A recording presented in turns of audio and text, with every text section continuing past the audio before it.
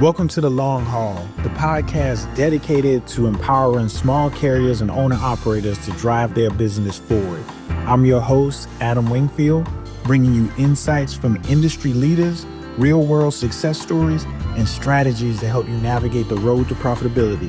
Whether you're just getting started or looking to take your fleet to the next level, this is the show where trucking meets opportunity. So buckle up, it's time to go the distance. Welcome back to The Long Haul, and today's episode is going to feel a little different, and that's because we did this on purpose. Over the last few months, some of the most shared, commented, and debated conversation in trucking haven't come from policy rooms or trade groups. They've come from drivers online. They've come from advocates online, from frustration, from lived experience, and from people who feel like the industry moved on without them. Today, my guest is the co-founder of American Truckers United, which is a third-generation trucker who spent decades behind the wheel running small fleets and watching this industry change in real time. We're going to talk about wages, we're going to talk about safety, experience, immigration, and why these conversations hit a nerve right now. But let me be clear up front. This isn't about picking sides or shouting slogans. This is about pulling ideas apart, testing assumptions, and having an honest discussion about where trucking is and where it's headed, whether that makes us comfortable or uncomfortable. So if you're listening to be validated, challenged, or to simply understand the other side of the conversation a little better, this episode is for you. But before we jump in, I need you to do me a favor and hit like, share, and subscribe, and get on a newsletter at www.FreightWaves.com. Harvey Beech is our guest today. Let's start with your story, Harvey. Welcome to the show and Happy New Year to you. Man, Adam, Happy New Year to you too.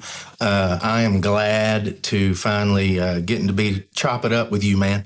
I feel like we're brothers in the spirit. We've been part of the FreightWaves group for a while. It's been a while, but I'm just glad to get to talk to you directly today. Yeah, same here, man. Thank you for having me. Same here. And it's surprising that we've never talked before, but nevertheless, I'm glad that we're here and glad to have a conversation. I see you got the sling on the shoulder, and I'm glad you're on the other side of that rehabilitation. So, yes, sir. I appreciate it. 47 years old is way too young to be eat up with arthritis in both thumbs, but here we sit. Oh man, I guess it's all the high miles of trucking my whole life. That's it. Well, you were born into, you said you're born into trucking, not introduced into it later. Tell me about your journey. Walk us all the way back to the old school days. Tell me where you came from. Sure. My mom and dad started in 1981 with two trucks. This was back when Camden and El Dorado, Arkansas was one of the hottest oil economies in the country. And they picked up a lot of air freight from Camden and El Dorado, brought it to Little Rock, threw it on airplanes, and then also picked up a lot of air freight from the airport that was destined for Camden and El Dorado. Apparently, the oil boom down there dried up at some point. And my father started delivering store deliveries for Target and General Electric when both of those companies had distribution centers in Little Rock. And then over the years, really grew into hauling a lot of paper out of the paper mills in southern and central Arkansas. Hauled a lot for Dillard's. They're based here in Little Rock, Dillard's. So that was his, inbound freight coming back. But man, my mom and daddy's drivers used to pick me up off the dirty terminal floor when I was in my diapers. They taught me how to drive a vehicle. My first job was washing carbon black out of trailers back when I was 12 years old. Went into the shop in the summer times. The last couple of years of high school was on that GCE program. I don't know what to call it, but we got out about middle of the day of school and went and worked. And I've just been working ever since in the trucking business. Actually was partnered up with the good Fuller folks many, many years ago. We ran about 350 trucks as asset-based agents for U.S. Express. before my dad sold our company out to Celadon back in 2013. And that is when I started EOS, and we've been doing it ever since. And I've got 4 kids out here on the floor. So they are officially the 3rd generation.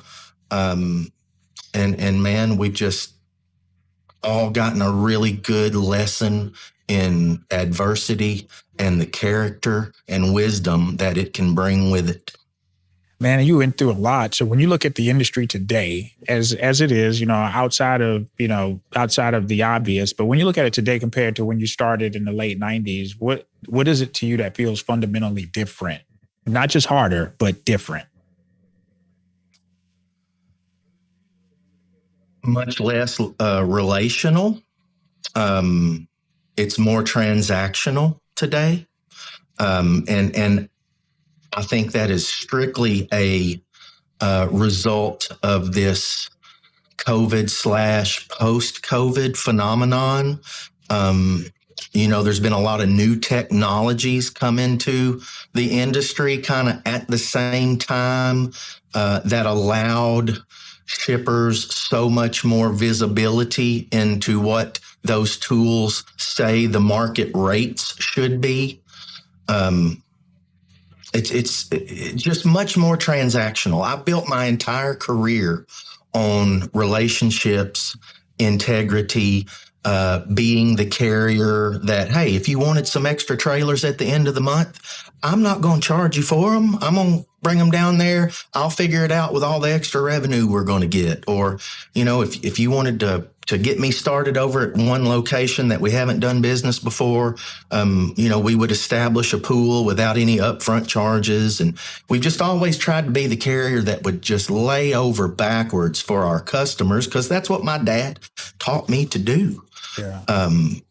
And in the last 3 years, I got to tell you, I've had all of that handed back to me and shoved down my throat. It kind of feels like, you mentioned something that was more of a phenomenon, but honestly, it almost felt like training. That when you go back to the COVID times, they taught how to social distance, and social distancing was the big deal back then. And almost like those behaviors just never went away. Like social distancing was a behavior that was trained that never died off. I mean, yeah, they don't have the stickers in the floor anymore. Remember, you go into the store and it has stickers in the floor, say, hey, stand here. But it's like you just mentioned about the relationship piece. Like, we are so socially distanced now that I think that was a great point that you kind of hinged upon that. And so you operated as a company driver and fleet owner. Which side of the industry you think gets understood the most when it comes down to it? Well, Adam, let me clarify something. I have never driven a truck. I have never had a CDL. I have just been born and raised around the American truck driver community. When you ask about the difference between owner-operator and company driver, I don't know if I can really separate the two, because I'm so passionate about what has been done to all of us. Yeah. But, what's happened, in my opinion, is our American driver community, the safe American driver community, we've had our miles taken away. And they've also had their rate of pay stymied at the very least, if you're a company driver, or the cents per mile has regressed throughout all of this. But what I have seen from owner operators and company drivers alike over the last 3 years is they're more upset. They're more dejected and frustrated than they've ever been, and rightfully so, in my opinion. I'm 47. I've been doing this since 99 as a full-time taxpayer. I believe that over-the-road truck driver wages have needed an adjustment, correction, whatever you want to call it, compared to other skilled tradespeople in our economy. And let me explain what I'm talking about real quick, if you don't mind. Journeyman, okay? Journeyman, 8 to 10 years of experience.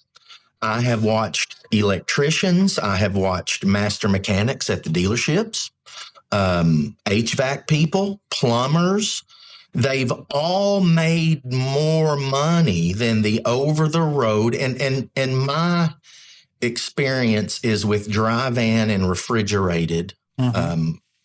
I have had very little flatbed exposure over my career, and I have not done anything in the oversized or specialized or anything like that. So when you hear me speak, I am talking about refrigerated and dry van, long haul American truck drivers. They have needed an increase for a long time compared to those other skilled tradespeople.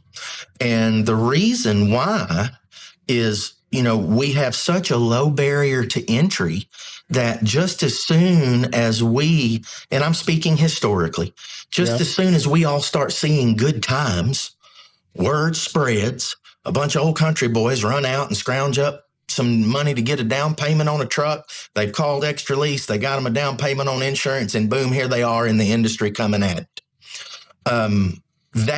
The low barrier to entry has always worked against the seasoned American truck driver wage.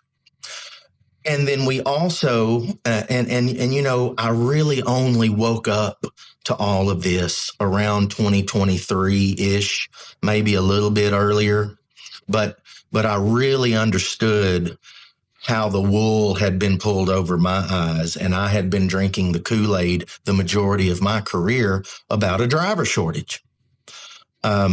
So there's been this war against the seasoned American truck drivers' wages in the form of government subsidized constant influx of brand new people getting CDLs, right? And I used to kind of call it our version of an apprenticeship program. You have to come into the industry as a student trainee and work for one of the big megas because they're the ones that are self-insured and they can do it, right? And then once you put down your time, then they, 9 times out of 10, those drivers leave the big megas and come looking for a place like mine to come to work where they can be part of a smaller team, and maybe it's not as an inefficient kind of corporate environment. So that constant influx of that government subsidized brand new student trainee driver paired with the low barrier to entry, has been a downward press on truck driver wages all of my career. And in 2018, you start to see a wage correction. The over the road truck driver, and myself, anybody in my chair, as long as you're a long haul over the road truck driver in the dry van or refrigerated space, and as long as I'm in this chair, our wages are married to one another.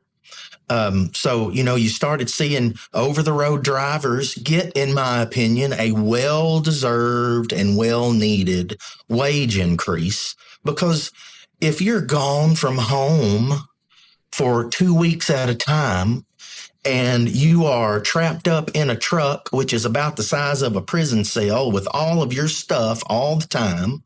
And in my opinion, and somebody can speak freely to correct me if they think I'm wrong, but in my opinion, an over-the-road driver is much closely, the amount of regulation that is upon them is so much closer to an airline pilot than it is a mechanic or an HVAC person or an electrician. Certainly the general public's life is in their hands. And then, Adam, that the regulation has just continued on and on and on to get harder and harder and harder. And I'm not complaining. I want to be a good steward over our industry. Of course. But, just in the last several months, I think it's harder now for somebody to go past their physical due to their A1C levels. I'm not real sure what the exact details of all of that new regulation was, but I do know this. We're telling all of our drivers, don't go take a physical anymore unless you have fasted the entire previous day. So it's harder and harder and harder on our American citizen law abiding drivers. And I'm not trying to sound like anybody on the dadgum television, Yeah, but sure. it seems like in the last several years, we now have this new group of drivers from all over the third world that they don't seem to have any standards. And the companies they work for, they operate with complete impunity. American carriers for the last 30 years, we've all kind of been taught to self-police ourselves because I have been audited probably 8 to 10 times over my career. And we've been told by all of the big shippers of my whole career, you can't haul for us unless your safety scores are good. And then, of course, the biggest reason for mergers and acquisitions over the last 30 years has been insurance renewals because somebody, God forbid, had a couple of really bad accidents and they were having to, it was either go up 60% or collapse into an existing carrier that still had good, safe scores and affordable insurance. And man, I didn't mean to go off on that big rant, but, we've all had this done to us. And I'm so glad that it seems now that the current people in power have listened. They have done the right things.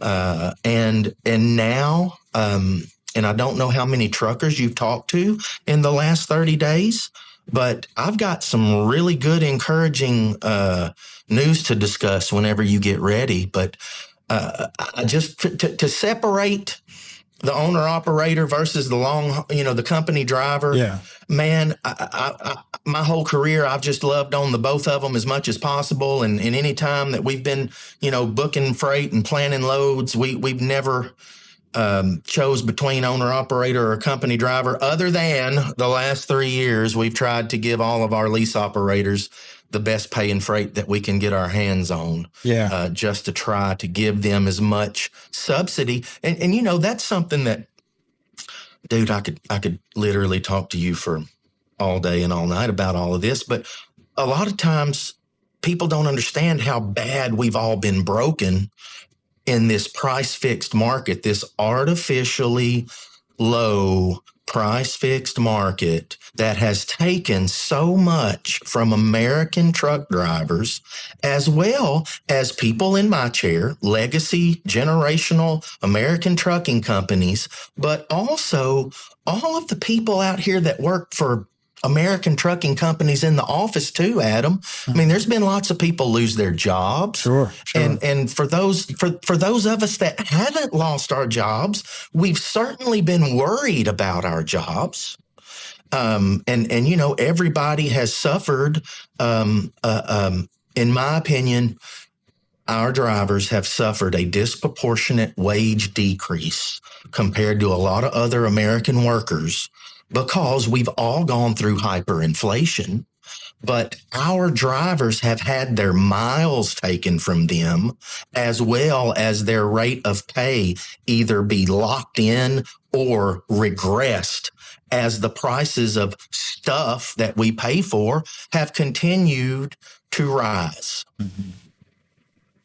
Now, to piggyback on what you stated about that, because it's interesting when you talk about the overall length of haul, because the length of haul itself is a really good metric when it comes down to trucking to kind of determine the actual health of it. We've seen the length of haul decrease, but then you also seen the increase in utilization amongst intermodal activities that lower that overall length of haul. So some of that, obviously that length of haul is driven through that. What would you say would be the catalyst behind outside of intermodal? What are you seeing as a catalyst that's reducing the overall long haul miles?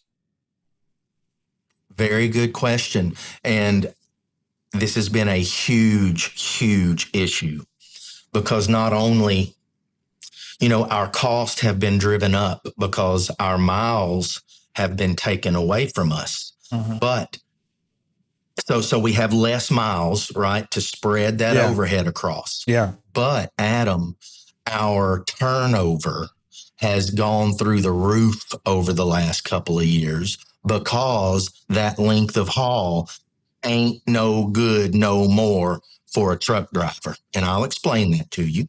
My whole career, our average length of haul has always been 800 miles. Month over month over month, it's going to go between 780 to 820. Okay. And we have always been an east of I-35 carrier. My home base market would have been and still is the state of Arkansas, northern Louisiana, and East Texas. And we've always served Minnesota, Wisconsin, Michigan, Ohio, Illinois.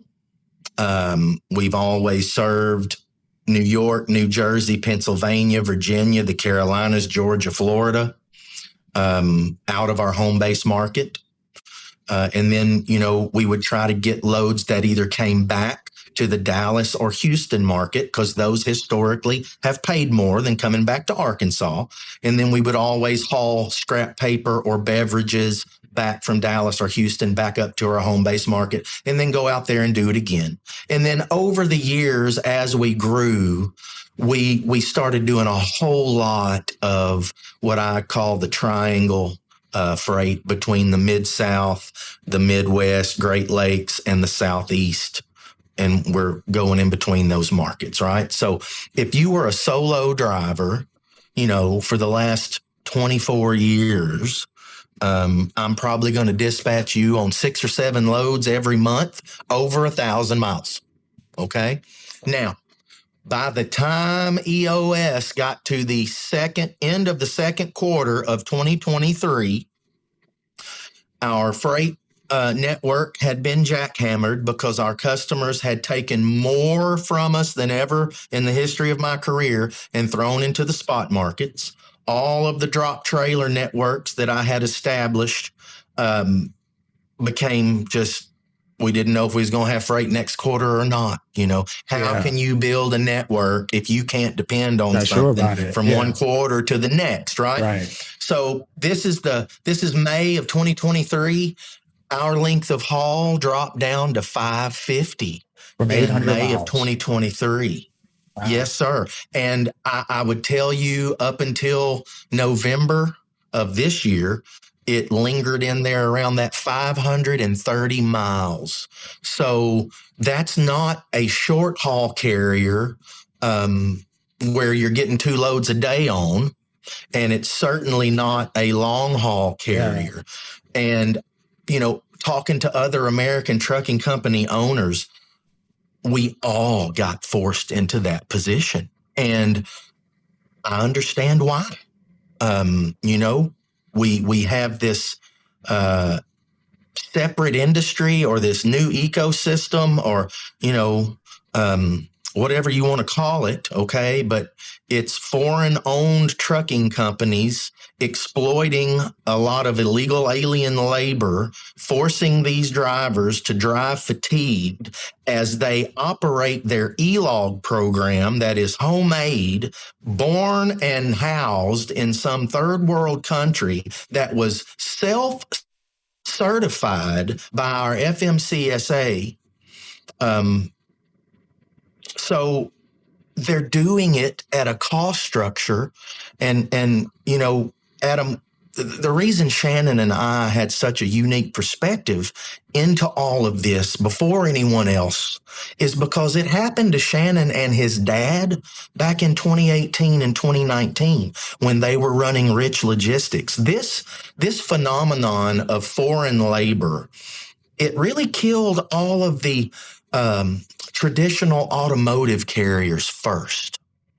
When the Canadian carriers and the quote unquote border carriers down south, they took so much market share away from your Falcons, your Rich Logistics.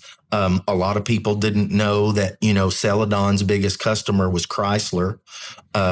But, you know, Shannon would tell you the story. Hey, I went in to, I believe it was General Motors. And, you know, he was asking for a 8%, 7%, 8% increase. And General Motors threw something down in front of him and was like, dude, you got to come down off your prices 25% or we're not going to be able to give you any business anymore. And that is what happened to the original legacy automotive carriers. So I had trucks that was pulling freight for Shannon and his dad at Rich Logistics. I was connected to them at the hip, and I was watching everything that they were going through. And then, of course, you know, I pulled my trucks out and got back into the paper business. Shannon went and got into the refrigerated space as we were trying to avoid all of that. And then, of course, here it comes, and it's come after the rest of us, in a combination of those Canadian carriers doing what they do and the border carriers with all of their cabotage. But the big monster is these foreign-owned operations based in our own country, that are running all of these drivers on non-domiciled CDLs at a much, much lower cost structure. And I spoke with a gentleman from Serbia that owns a few hundred trucks. We had about a 2-hour phone call. He was very forthcoming. But, you know, he openly admitted on the call with multiple parties on that phone call that he's hacking his logbooks for his drivers every day, at least 3 to 5 hours a day. And he's making his solos run between 150,000 to 170,000 miles a year. And their average rate of pay is about 34 cents a mile.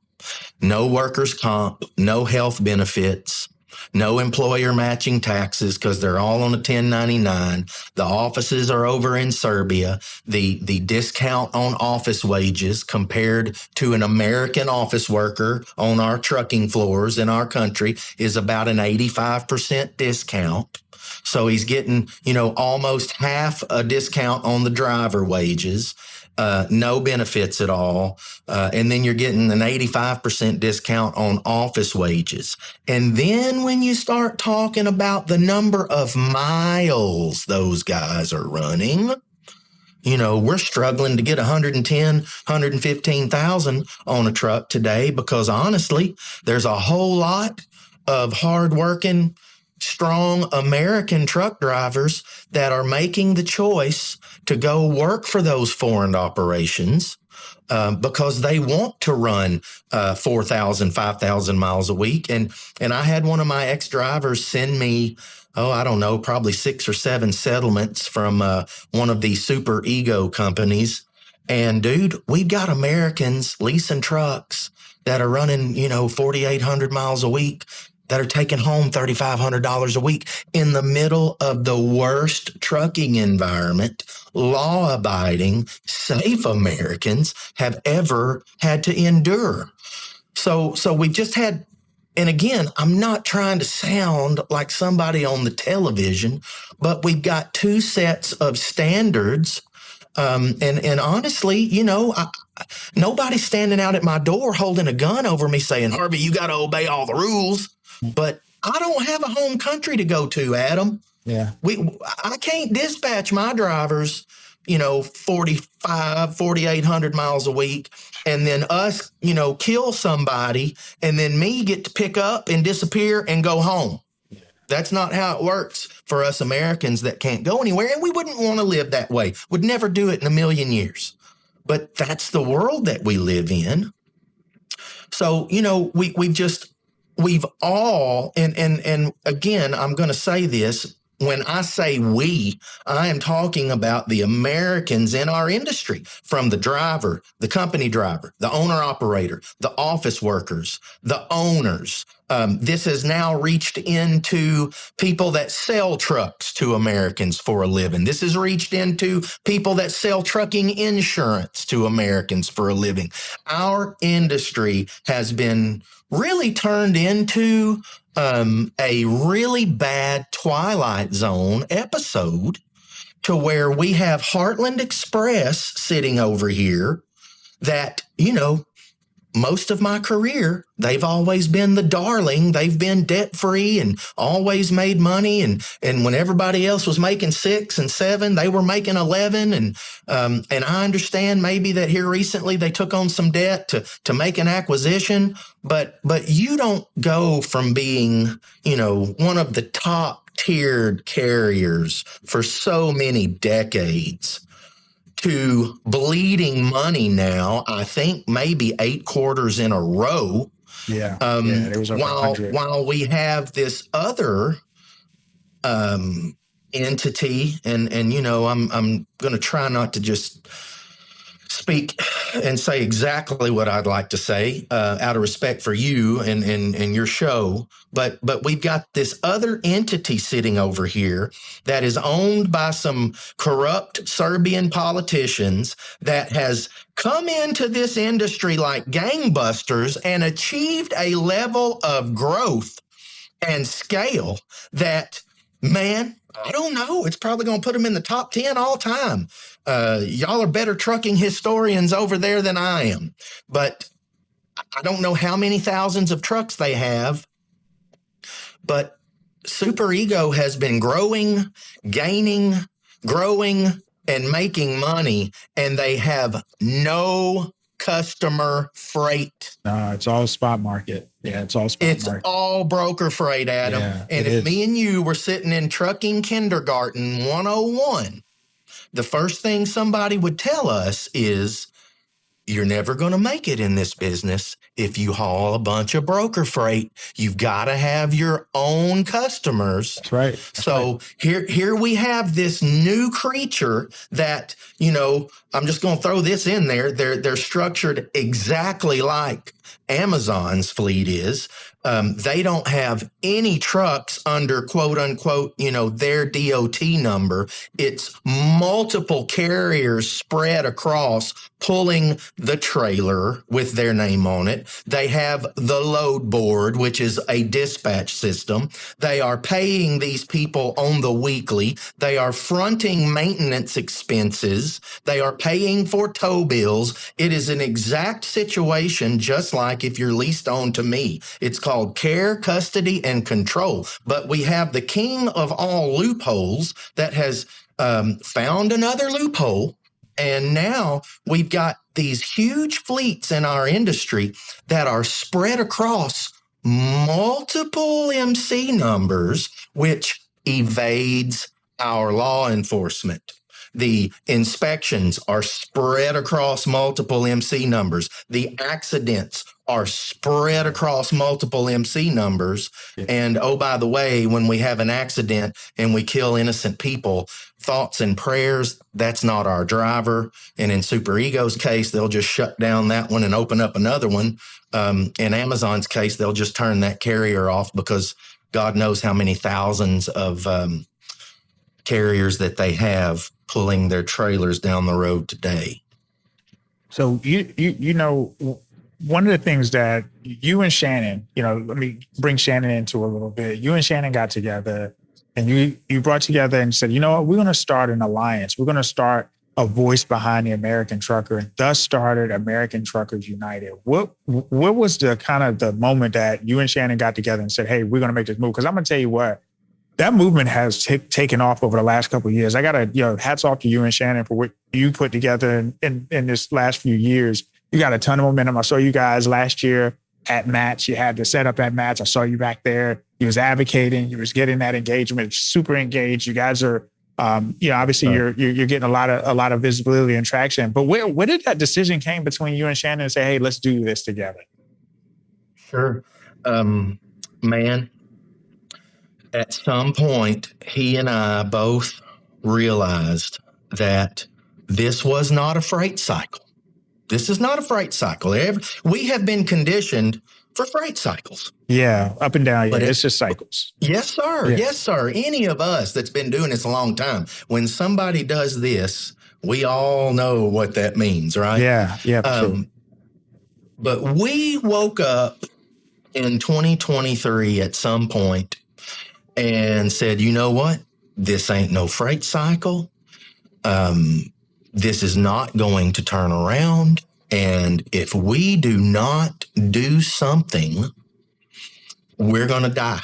And our family's legacy of decades in this business is going to be gone. My kids are going to have to go start over in life somewhere. I would have to start over in life at almost 50 years old.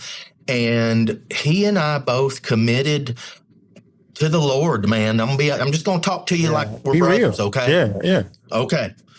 We committed to God that if he would help us, that we were going to focus on cleaning up our lives and that we were truly going to make this a fight on behalf of the American truck driver community, all of the Americans out here on this road that think they're driving to professional American CDL holders that's been through the proper vetting, that's been through the proper training.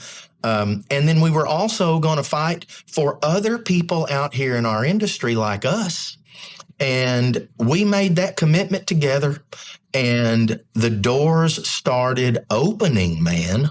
We didn't force anything. We just, whatever opportunities came, we would go and walk up to that door.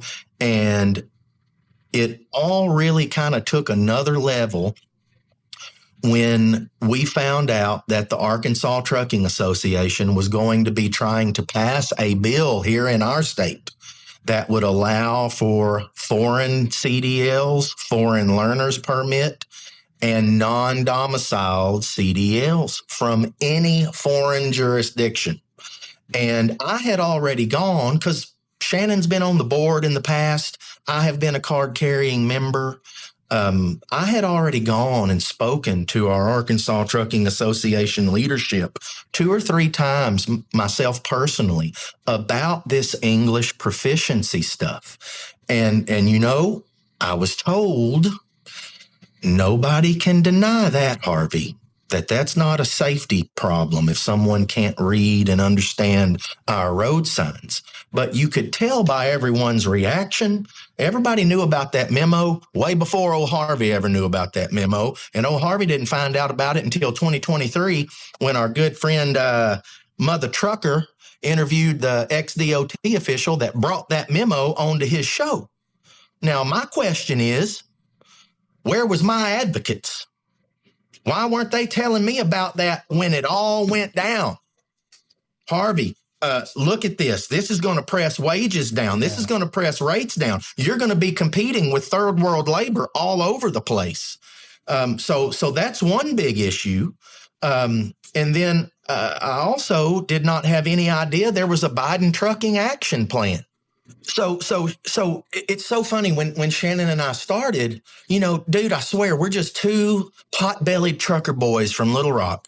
Neither one of us had any political connections to speak of.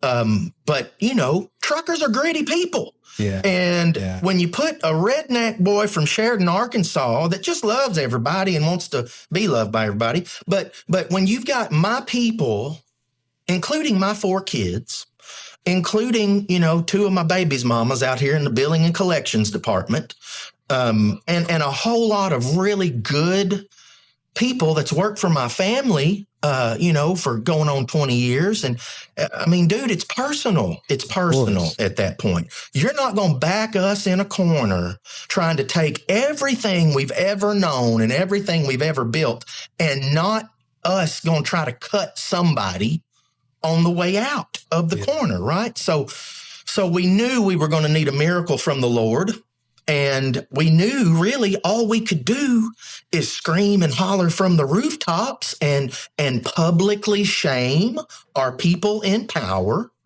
So all of that started here in Arkansas, and we hired some lobbyists to try to get our opposing bill passed in Arkansas, which it was titled the Secure Roads and Safe Trucking Act.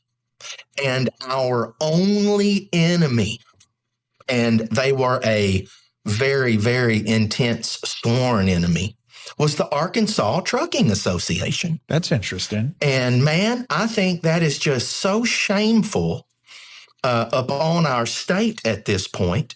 We tried to get our leadership in power in this state to take up this banner before anybody else in the country. This is a major national issue. This is an issue that someone could run for president on, in my opinion. And everyone in my state refused to take part and worked diligently against us to get our bill removed from the committee agenda, Adam. Really? Yes, sir. My lobbyist, I think he was Speaker of the House 3 times. He's an old owner-operator from back in the day. Yeah. But he had been around the Capitol. He told me for 34 years he's never seen a bill get removed from a committee agenda by anyone other than the sponsoring congressman. And our bill was removed. It never got its day in committee. Wow. However, we were able to go and testify against the Trucking Association's bill that was going to allow for non-domiciled CDLs. Had nothing in it about English proficiency. And in the middle of that fight, me and Shannon came up to my shop on a Sunday evening, and Shannon made a video in a truck talking about the Arkansas Trucking Association trying to pass that bill. Well, 24 hours later, or maybe it was a few days later, it was really close. Some old big-bellied truck driver got in his truck and made a TikTok video and said they're pulling them over in Arkansas, and if they can't speak English, they're yanking them out of the trucks. And that video got like 2 million views over a weekend. And of course, none of that was true yet, but the fight had started. Yeah. And then the next level that it really, in my opinion, when we went to Matt's, when you were at Matt's, are you going back to Matt's this year? Yes, sir. You going back? Yes, sir. Okay, good. So at Matt's, you know, it kind of took a whole new level. And dude, I know you probably heard us. We were literally standing over there at our booths, screaming and hollering, all truck drivers in America must be able to read and understand English. And of course, you know, we got nothing but overwhelming support from 98% of the people that were there. And then things continued on. And then the folks over in Oklahoma had saw Shannon on one of the news shows that he had been on. And man, next thing you know, our sponsoring congressman's getting a phone call over here from Senator Sacchieri in Oklahoma, and we take off over there and go to Oklahoma. And our bill that we had designed here in Arkansas got passed in Oklahoma. There was a little bit of changes there at the end, but it passed. And then ultimately, Senator Mark Wayne Mullen took our white paper and gave it to President Trump on a Friday. And to show you where he stands on all of this, he got that white paper on a Friday, and he had that executive order drafted up and had signed it the following Monday. And, you know, there was like 3 paragraphs of our white paper in his executive order. And then Cole Stevens from Oklahoma, he really come on like a fireball at that point in this effort. And then him and Shannon really took off full-time advocate, working with the Department of Homeland Security, working with ICE, going to the White House. You know, those guys have done such a good job, because I had to come back here and try to steer this thing through to survival, Adam, because our balance sheet has been decimated, dude. The strongest of us. You know, we had a carrier summit over in Oklahoma City not too long ago. And man, there was 4th generation companies. There was 100-year-old companies. I don't think there was anybody in the room that was a 1st generation trucker. And you know, when there was probably, I don't know, 14 or 15 of us that got up and spoke, and 4 different men broke into tears. You know, I was not one of them. I'm more mad. We've cried all the tears that we're going to cry. We're ready to whoop somebody at this point. But, you know, 4 men, having to choke back tears, that's been in the business for generations, that their dad or their granddad started. Two other gentlemen, I get up every morning and I look into the mirror and I ask myself, why am I even doing this anymore? And some people might call me dramatic, Adam, but dude, what we have witnessed, in my opinion, it's been the great betrayal of the safe, law-abiding American trucker, from all the way down to the driver, all the way up to people like me. We have all been just hammered and kneecapped and almost lost everything. I mean, there's so many of us that are on the brink. As I'm sitting here talking to you today, Adam, my balance sheet has been decimated. I am on the brink of, within probably 4 months or so, having to file Chapter 11. Now, thank God for what's happened in the last 30 days. I believe that we have entered into this new era of enforcement, and I will tell you everything that you want to know, or you ask me about that. I know I yah quite a bit, so I'll shut up and you can ask me some more questions. No, you're good. I think that too, and I'm glad things are starting to turn around. I think that a lot of the concern that when you look long term is all demand driven, right? Because we do know that obviously capacity is something that is once it goes away, and then obviously it provides more opportunity for folks that have survived. But unless we have that demand surge, and I think that's what we really, really need to see, is we need to see that demand come back and that demand to kind of roar back on. I want to shift the conversation just a little bit because, you talked a lot about your messaging that American drivers are being replaced and slowly pushed out versus just being replaced suddenly, that have been slowly pushed out. And you talked about that betrayal component. But what I want to talk to you about now, and really just so we can get a really good conversation around, is that in immigration and trucking is where emotions really, really spike now. Like immigration, whenever you see someone in the industry that may not be of native domicile, that really starts to poke a nerve. And that's really where an emotion starting to spike. So I want to challenge you a little bit directly. Is the core issue from your perspective immigration itself, or is it how the industry applies standards, to your point earlier, unevenly? Yeah, that's a good question. And I guess I've got to say it's immigration. Obviously, it's a combination of unfettered illegal immigration paired with a gross lack of presence from our regulatory body. But the root cause, if the illegal immigration was never allowed to happen, and the labor dumping states that issued out all of these non-domiciled CDLs illegally, if none of that was ever allowed to happen, then the second part of this would have never been an issue at all. And I know, hey, there is nobody in this country that gets more emotional about this, in my opinion, than me.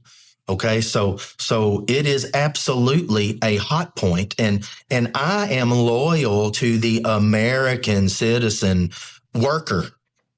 My grandparents were all greatest generation folks. My grandfather fought in World War II. My other grandfather had a chicken farm that his contract was with the military. My grandmothers were just working women, just some of the best people you'll ever meet that, fortunately for me, they didn't start dying off on me until I was like 28 years old. Yeah. So they played a major part in my life. But man, what's been done to the American citizen worker, in my opinion, and I'm old enough to have remembered when Ross Perot, and you probably remember this too, when he tried to warn us all what was going to happen.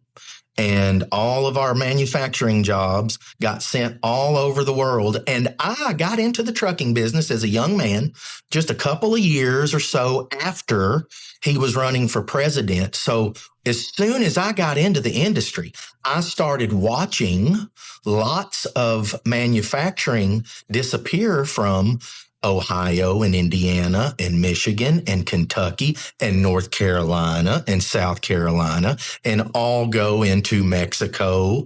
And then, of course, a bunch of it went over to China and anywhere else.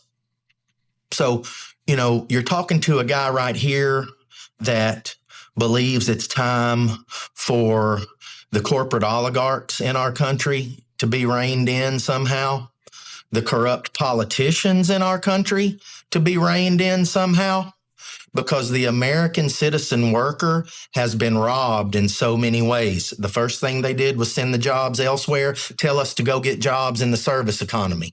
How many factory workers went and got CDLs?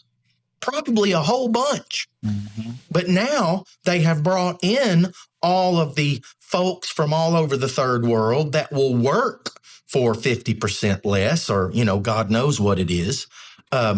So now here we are as American citizen workers having to compete with people from all over the third world that are so used to such an extreme lesser of a standard of living that they're willing to come over here and live in a truck with two other men. Because the country where they come from, the average truck driver wage is $50 a week. Or if they come from Eastern Europe, it's around $200 a week. Or if they come from lots of places south of our border, it's around $200 a week. And they can come over here and make $800 with no taxes held out, have an air-conditioned truck all day long every day, have an option to get a heated meal every day if they want one, as well as a heated shower if they want one. And I've never been in the military, but I've traveled to different places in the world, and there's lots of places in the world where it's a better life for a dude to be in an air-conditioned truck over here all day long with a chance to eat a hot meal and take a hot shower, even if he's in that truck with two other dudes. Yeah. So you can't necessarily hate on the lowly laborers that are being exploited because they didn't have the wherewithal to get here in the first place anyway, Adam. Yeah. But I think that the problem is that I think that it becomes a general approach when you have folks that are riled up. It just, you're the first person, you're the first person in the line of fire. And I think that that's where the issue comes down into. So if I was to ask you if tomorrow every driver met the same standards tomorrow, spoke the same language, followed the same safety rules, would the wage problem solve itself at that point?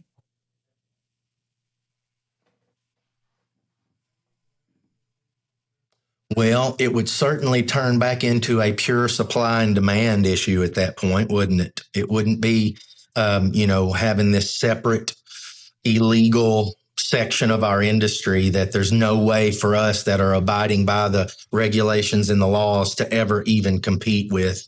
I mean, it's just so far apart. There's a good 60, 70 cent a mile cost difference between, a mid-sized carrier that's doing everything, quote unquote, the right way, and then somebody that's got, 400 trucks with all illegal drivers and their offices in a foreign land, running illegal logs and all of that stuff.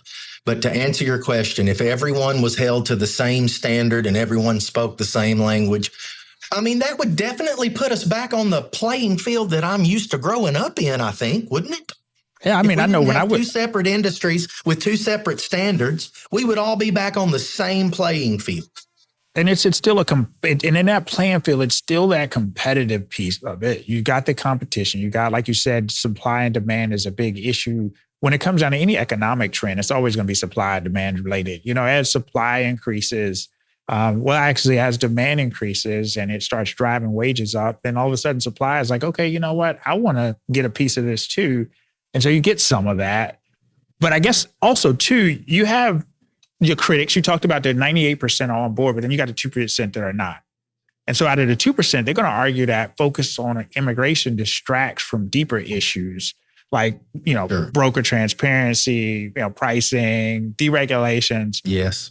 Do you agree with that or do you disagree with that? So glad you mentioned brokers, dude. Okay.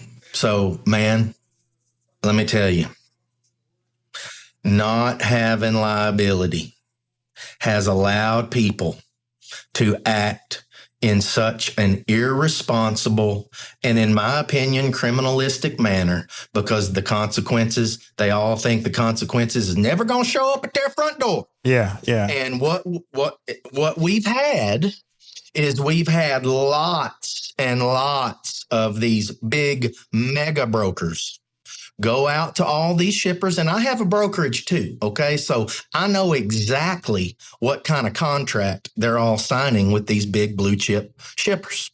And there is a paragraph in every single one of them, if not more than one paragraph, that, and I'm paraphrasing, we are only going to use carriers that are adhering to all of the FMCSA and DOT laws and regulations.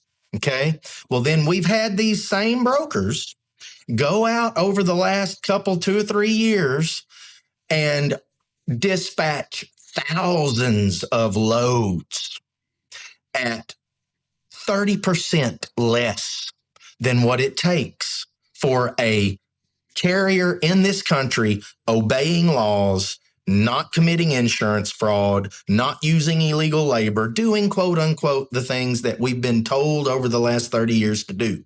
So, and some of them are power onlys, okay, that they have their own trucks. Some of them are power onlys that know more than anybody, some of the smartest companies in our industry that know exactly what it takes to break even running a truck.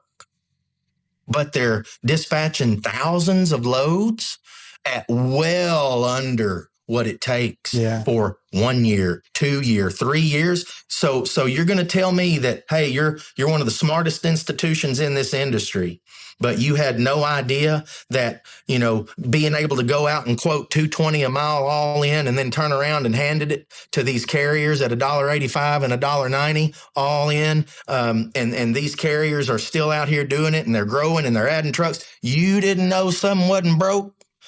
Jack, you knew something was broke. You knew something was bad broke. And the shipping community, what have they done? They have done business with all of the mega brokers and the big power onlys, because they represent the short path of willful blindness to the illegal, exploited, indentured servant, slave wage trucking capacity that's been out there.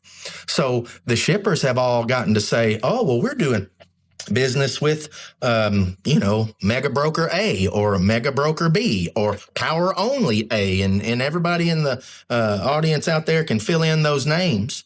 This is a multi-billion-dollar American corporation with $10 million worth of insurance per happening and all of that stuff. And we did not know. Do you know how many signs I've had sent to me by truck drivers from different places that are in multiple languages? Yeah, you still see it all the time. You're going to see it all the time. Yes, sir. You've seen the same signs I have flying around.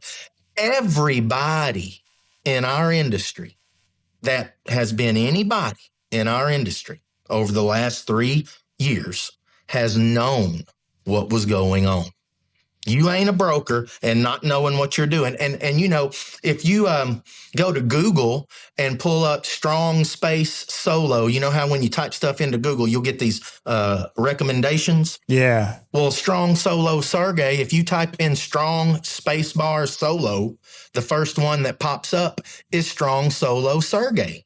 And it's because strong solo Sergey has become the punchline for all these little young broker boys working at all these mega brokers all over the country, because they've been dispatching them on $850 overnight, $1,100 overnight, $1,200. Yeah. Yes, sir. Yeah, we've seen that. So here is this American trucking industry. My peers, my very well-respected peers, we're all over here, okay? And our length of haul is 800 miles, and we've been doing our thing for 30 years, and we got it down pat, and we've carved out our niche. And all of a sudden, our customers were given this option at a, let's just call it a 35 cent a mile discount by the time the broker goes in there with the rates. And they're also getting it done a whole lot faster. So their service is better and their prices are so much cheaper And now here we sit. Look what happened. So I guess to go all the way back and answer your original question, I mean, I truly believe the root cause of all of it is unfortunately, the administration at the time was hell bent on flooding our country with as many people from all over the world as possible. And if you'll remember catch and release in the news back in the day, a while back, when we always used to hear catch and release, catch and release. Mm-hmm. Well, the rest of the story that nobody told us was they were releasing these people with employment authorization documents, which is like a little bitty, kind of like a passport or an ID that was given to an illegal alien, nobody that tried to come through any kind of a visa system, just literally people that came across the river, crawled under the fence, got caught, got detained, got let go with this permission slip to come take our jobs. And in combination with that, the American Trucking Association, like absolute fools, in my opinion, put it on paper in March of 2019, advising our FMCSA that it was okay to give non-domiciled CDLs to complete non-citizens. When the non-domiciled CDL was born so that a boy from Alabama could go to Swift School in Arizona, and they could get him an Arizona CDL. Yeah. And he could drive back to Alabama and then get it changed over. Kind of like if you're a driver and you move from one state to the next, you got 30 days to switch your license over. So this loophole, which, we call it a loophole, but it never existed. Every single, and I guess maybe you want to call it legal because our federal government decided it was okay to give an illegal alien a work permit. But I mean, as far as the legality of the non-domiciled CDL, every single one that's ever been issued to a non-citizen, it's illegal. They were intended for citizens of the United States from one state to the next, going from Alabama to Swift in Arizona or CRST in Iowa. Yeah. So I guess just to say one more time, I believe the root cause is the unfettered illegal immigration with the initiative that the American Trucking Association, through their state associations, they went out and passed laws in these states to give non-domiciled CDLs to non-citizens. They just throw out the unvetted, ill-trained part because I'm sure you are very aware of the self-certification phenomenon of the driving schools as well. Driving schools and ELDs. They're both kind of, and that's the thing about the issue. And you talked about it a little bit earlier. It's like, hey, you can't blame the driver that's in the seat behind the truck without holding accountable the company, and more importantly, without holding accountable the government for allowing these things to happen. And when you install 100%. Processes, when you install systems, it's just like when you go in and you install a toilet or you install a sink at home, you're going to do what before you say, hey, you know what, I'm going to turn the lights on and open up the gas. You're going to run the water. You're going to pressure test it. You're going to make sure that these things are loophole free. And then you're also going to always continuously test. You're going to continuously keep an eye on it. And I think that the industry itself for so long has been antiquated. We're still signing bill of ladings with pens and papers. So it's still super antiquated. We've never kept up. And it's like the criminal has always outsmarted the honest person. And it's because of systems that are put in place. The thing is that you said experience matters more now than ever. But the industry seems to reward speed and cost, and you talked about that too. What does that trade-off look like on the road? I guess the obvious is safety. Yes, sir. And you know what? It absolutely shows up in the numbers, doesn't it? And it's so disheartening because, our trucking industry, in my opinion, is safer than it's ever been before. Our drivers are more highly regulated. These trucks, don't know how long it's been since you've been in a truck or not, but, these trucks drive more like a car anymore nowadays compared to what they were 10, 12, 15 years ago. Yeah. And we've got safety mitigation systems everywhere and forward and inward facing cameras. And now, which as long as an American truck driver has a choice to go drive for someone that doesn't have an inward facing camera, we will not have them at EOS. We will have them facing outward all day long.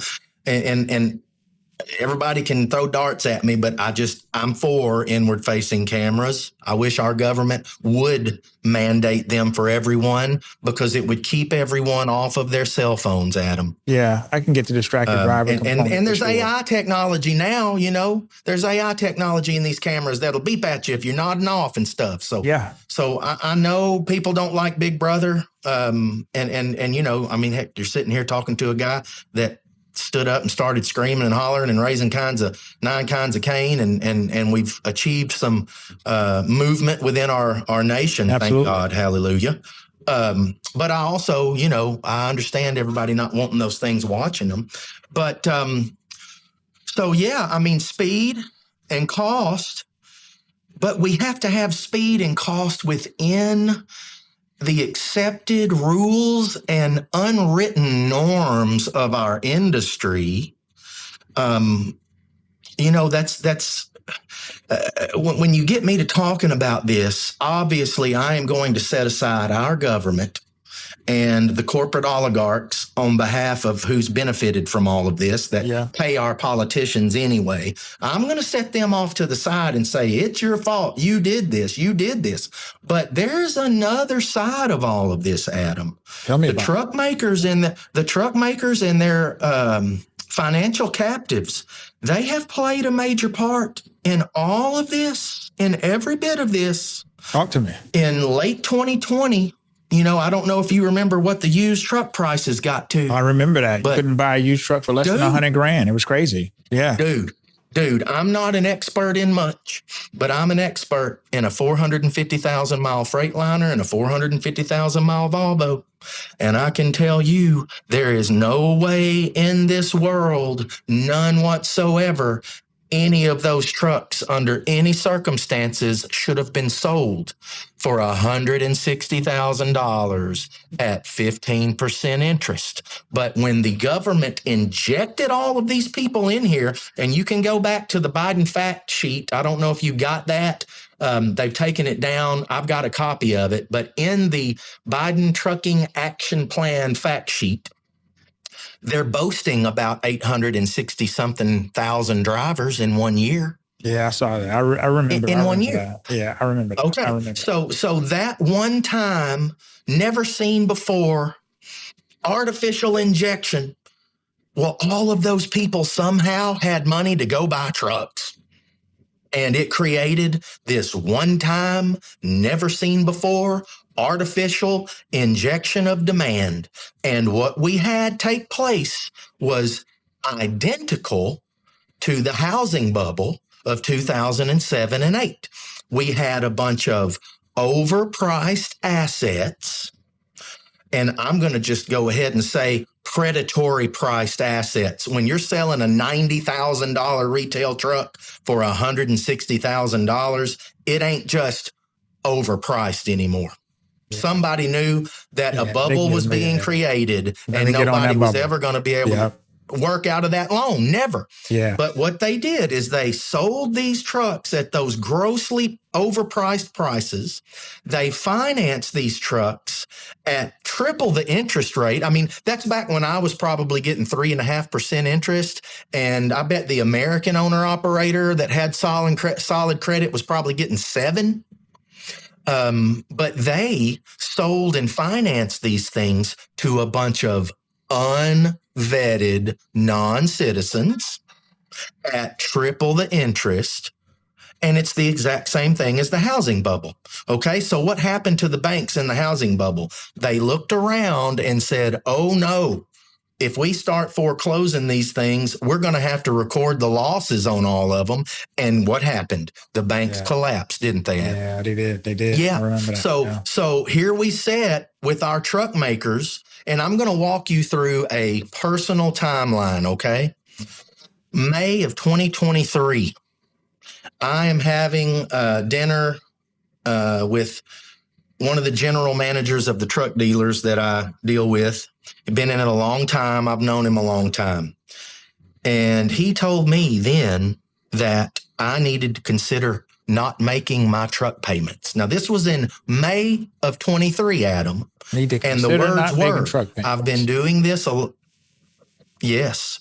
This is the GM of a dealership telling me that I needed to consider not making my truck payments because, Harvey, you don't want to be the carrier on the road making your truck payments when so many others are out there not making their truck payments. Now, fast forward to the first week in December, I am meeting with another OEM, more gentlemen that I've known for many, many, many, many years. The first week of December 2023. Harvey, out of my region of the country, you and one other carrier, which is a flatbed carrier, are the only two that I have that are still current on their truck payments. In that same conversation, they told me there were two carriers larger than myself that were 6 months behind on their truck payments, and they did not know what the OEM was going to do. Now, we're still talking about 2023, okay? Now, fast forward, which of course I put my nose to the grindstone and kept on working, and we had built up plenty of cash reserves. I cut my teeth on 7 and 8, and my dad taught me a long time ago, live every day preparing for the next downturn, which means you don't ever let up. You keep all the money in the company because, you know, when it does this, when it goes down, there ain't nothing. I mean, you can cut your costs, you can sweep them corners, you can clean your house, but you better have more gunpowder than a whole lot of other people, because the only thing that turns it around for us is when those banks start repossessing trucks at 90 days. Hey, my whole career, if you got 60 days behind, they would work with you. But if you got 90 days behind, you better have a check, or somebody's coming to get that truck. And back in 7 and 8, Adam, I don't know what you were doing back then, but I was trucking. There were cow pastures in Tennessee and North Carolina and Texas and Iowa where the OEMs had repossessed so many trucks that the dealerships were all safety hazards, and they had to rent cow pastures to hold those trucks until the market corrected itself and everything kind of flushed back to normal, Adam. There's no cow pastures anywhere today, baby, and it's been way worse than 2007 and 2008. And when you call the dealerships here in town and you ask them how many repossessed trucks have they seen in the tell you they can't count them on 2 hands, that they might have had 5, might have had 7. Where are they all at? They're not repossessing those trucks. And what they've done is they've woke up. And now I'm going to fast forward you to the middle of 24. Okay, I'm talking to someone that's worked at one of the OEMs directly for many, many years. And his words were, we have sold and financed so many trucks to so many people with the last name Singh that we don't know who they really are. We don't know where they are. We don't know what we're going to do. That's almost one of those things that can put the banks again on another crunch point too, for the ones that put these loans out there with these assets on depreciation. Because if you think about it, you talked about it, 450,000 mile Cascadia right now, or, you know, a Volvo, you're not going to get $50,000 on, $45,000 on it. Even worse, you're not going to get that. No, sir. Because you know that the miles. First of all, you're going to put a truck out here. The miles are going to be, you know, you talked about it, 150,000 miles a year for the last 3 years. You know, you didn't ran those numbers up in the value of the truck. You look at the equipment depreciation, you look at the lack of maintenance, the lack of repairs, all of these things got stretched out. So, that's a great point. And I'm glad you brought that to light. One of the things I wanted to ask you. Well, let me back up and finish my timeline. Go ahead. Let me finish my timeline for you. Middle of 24. All right. The gentleman from one of the OEMs, he makes that statement. Okay. I also met a consultant in the middle of 24. And he told me, and he comes from the industry way back. He was a CFO at one of the larger refrigerated carriers way back in the 90s. And he's just been around the industry ever since. And he's been working in between banks and trucking companies for the last several years. He told me that there were 2 carriers that he knew of that had 1,000 power units that had been through 1 year of payment deferral. Ooh. This was in May of 24. Oh, let me back up. Also, the gentleman that told me about so many trucks financed and sold to people that we didn't know who they were or where they are. Yeah. He also said that, all right, so this was the middle of 24. He said the previous year, so from the middle of 24 to the middle of 23, roughly 80% of their sales had been generated north of St. Louis in the Eastern European Stanny epicenter, St. Louis, Indianapolis, Columbus, Ohio, Chicago, Milwaukee, and that area up there. That's where 80% of the sales had been. So the manufacturers, because they're addicted to sales, they have to sell. Sure. Yeah, right? sure. Of course. They are still feeding the very monster that, and illegal monster that is consuming their legacy portfolio. So they had already made the mess, realized that they made the mess, but we're still doing the same thing because none of us were buying any trucks. Yeah. Everybody had canceled their orders, and you can go look at the news and see the percentage drop in heavy truck sales and all of that stuff. So there we were in the middle of 24, and then you fast forward to the end of 24 because Adam, I'm not made out of perpetual money. I'm just a 300 truck, third generation trucking company, right? So my balance sheet only goes so long. And I explained to all of the folks involved in my life as I am hearing this timeline unfold, guys, when I get to have to dip into my line of credit, you're coming to the table for me too. Yeah. I'm not going to sit here and do this. You're going to come to the table for me, and all I want is equal treatment under the law. Y'all started all this. I have continued to make my payments in good faith while you have taken my balance sheet and subsidized so much of my competition, going all the way back, which the dude don't work at BMO anymore. But I used to have a buddy that worked at BMO. Man, he was telling me in the third quarter of 22, all he was doing was working on deferrals for people. That's crazy, man. But we for sure know. So when I bring everybody to the table, I was told then that 80% of one of the OEM's over-the-road portfolio in North America was behind on truck payments, Adam. That's crazy. 80%. That's crazy. Dude, Adam, this is a system, okay? And we've got some players in that system. Sure. The federal government, the American truck driver community, the American shipping community, insurance markets, and the truck makers and their financial captives.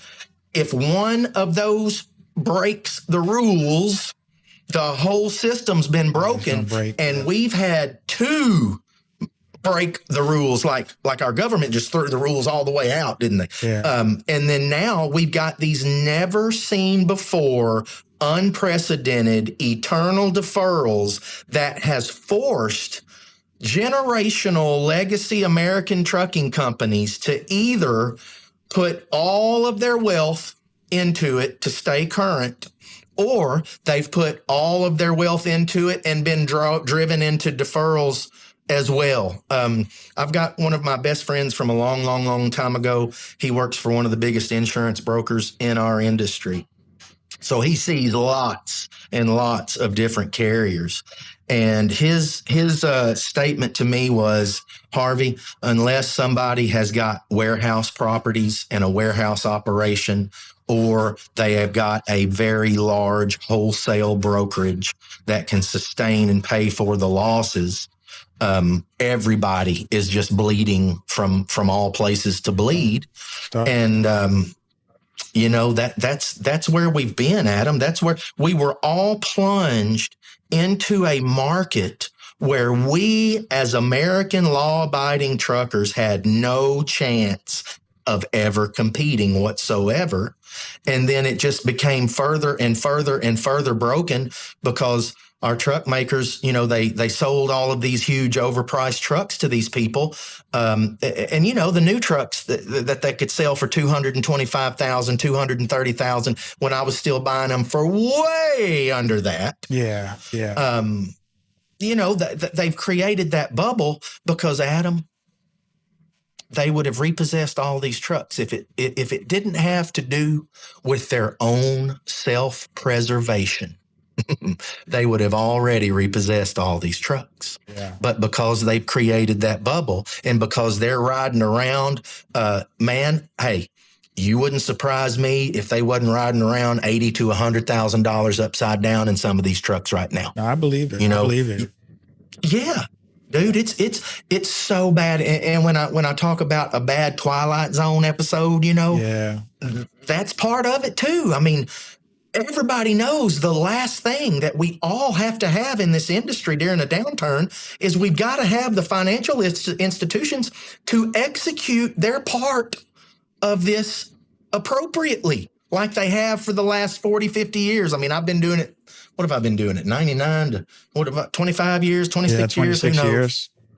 But I've grown up around this my whole life. And 90 days, as long as we've been trucking, if you didn't have that payment within 90 days, they were coming to get it. Yeah, it's coming back. But they've broken the whole thing. And now what we've got is we have the housing bubble 2.0 in our trucking industry. And I don't know how it all unfolds. I mean, I just don't know. I think there's probably maybe a chance that somebody throws their hands up and asks for some kind of bailout. I don't know. Right. I know this. They have created a mess and they have opened a can. I don't think there's any closing it. I don't think there's any closing it. And I think that it's just, we have to get to the end of this, especially when it comes down to the revocations that take place, to some of the trucks that's obviously going to get abandoned. And there's still a lot of smoke that needs to be kind of cleared out when it comes down to it, because there's a lot of dust that needs to settle within it. So I got one more question for you. This is my last question, man. Yes, it's been an amazing, you've been a lot of light to what the discussion is held. What's one belief held by drivers today, and you could just talk about the EOS drivers because obviously they speak for a good sample. But what's one of those beliefs that's held by drivers today that you think needs to be reexamined, even if it's uncomfortable, even if it makes you kind of feel a little bit uncomfortable? What is that one belief? Well, you know what? If I was going to sit here and speak to a community of drivers and try to give them some wisdom, is when things go wrong, if you are at a company that has their stuff together, okay, and they know what they're doing, when things go wrong, it's rarely your company's fault. It's rarely your dispatcher's fault. You know, I tell my drivers all the time that my whole job is to stand in between them and the rest of the world that does not care if they're getting a good paycheck this week. And, you know, our customers, they all like to say, you know, they want to be the shipper of choice and all, which that was just a fad term during COVID when everybody was desperate. Okay.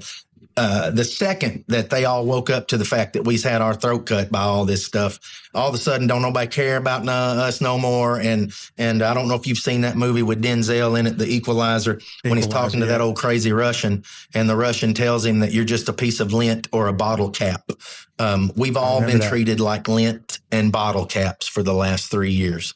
But if I was going to tell the drivers anything that I wanted them to truly know, 9 times out of 10, it's not your dispatcher's fault. 9 times out of 10, it's not your company's fault. Things go wrong. Now, hey, not all companies have the hustle and the grind and all of that that we do around here. But so many times the dispatcher gets the raw end of the deal with their drivers because they're, you know, the dispatcher, the fleet manager, they're the peephole for the driver into the company, right? Yeah. So, you know, that's, if I was going to tell them anything, maybe take it a little bit easier on your fleet manager. Now, hey, you may not have a good one that don't care about their job and all of that. I'm speaking from inside the operations of this industry. It's not always our fault, and sometimes we can't do nothing about it. And at EOS, and I'm sure there's lots of other trucking companies like this too, at EOS, when we see one of our drivers getting screwed out there, we're going to throw some, money. I call it Neosporin and a Band-Aid. And let's get that scratch took care of and move on down the road together, because it's all hard. Being in this business, even in the good times, it's still like walking up river. Sure. Even when we've got tailwinds at us, you can slip one time and it knocks you back 20 feet, and you got to get up and go again. And everything is coming against us all the time. The trucks break. The customers don't care. They want us on their time schedule, not our time schedule.